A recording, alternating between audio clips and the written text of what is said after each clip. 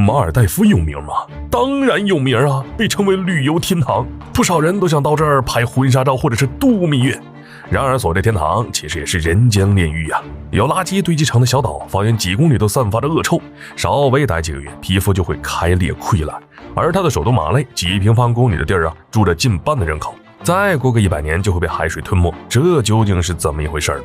今天球哥就带大家来了解了解。马尔代夫位于印度洋，没有邻国，它是个群岛国家，由26座环礁以及大约1200个珊瑚岛组成，国土面积约为298平方公里。要是加上领海，面积将达到11.83万平方公里，人口约55.7万人。虽然马尔代夫岛屿多，但其实真正有人住的岛屿也就200来个。而全国大半的人口呢，都居住在首都马累。因为海洋资源丰富，再加上景观优美，马尔代夫也被称为旅游天堂。但谁能想到，在距离首都马累仅6.8公里，却有个由垃圾堆积而成的人工垃圾岛，都不用上岸，在距离岛屿几公里外，就已经能闻到岛上垃圾散发的恶臭，而且海面上更是漂浮着各种垃圾。你也很难相信啊，就这么一座垃圾岛能和旅游天堂马尔代夫扯上关系。而这座岛叫斯拉夫市，这是上世纪为了解决垃圾问题造的小岛。刚开始面积很小，垃圾呢还能直接挖坑埋起来。但是随着旅游业的发展，产生的垃圾越来越多，岛屿越来越大，以至于到现在每过1天，斯拉夫市呢就会增加1平米。有数据统计，它每天需要吸收超300吨的垃圾。号称旅游天堂的马尔代夫，在背地里却是人间炼狱，因为没有地方处理垃圾，于是马尔代夫就专门弄了个地方去处理。但是没想到20多年过去了，这个垃圾岛是越来越大。最关键的是，倾倒在这里的垃圾不仅没有分类，而且没有经过任何处理，各种有害金属或者是物质要么堆在一起直接拿火烧，而垃圾焚烧后产生的有毒烟雾不断的污染当地环境，要么就是直接丢进海里，连大海也不能幸免。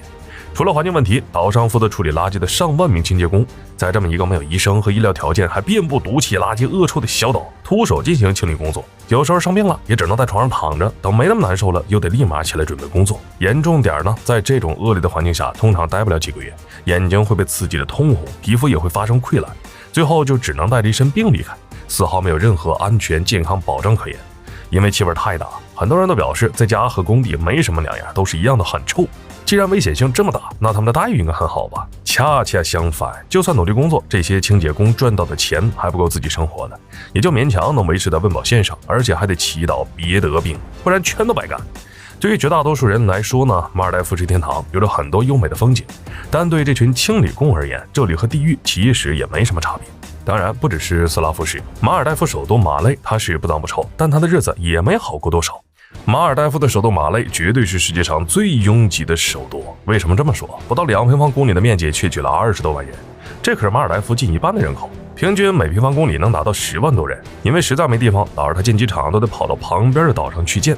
再建到大桥连接起来。同时，为了容纳这么多人，马累岛上的建筑不能太矮，也不能太高，还得往细了弄。毕竟马累岛它只是个珊瑚岛，楼建得太高可能会影响到岛屿本身。房子建得窄，岛上的马路也修得窄，连双车道都少见。更离谱的是，因为岛上越来越多人跑到马累生活，岛上人口在增加，岛屿面积却受全球变暖的影响，在不断的减少。因为马尔代夫的平均海拔才1.2米，有专家预测过，要是气候问题还没有得到缓解，按这个情况下去，不到100年，不仅是马累岛，整个马尔代夫都会彻底被海水淹没。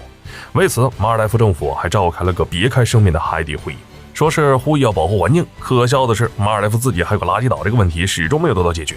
除此之外，马尔代夫生活压力也很大，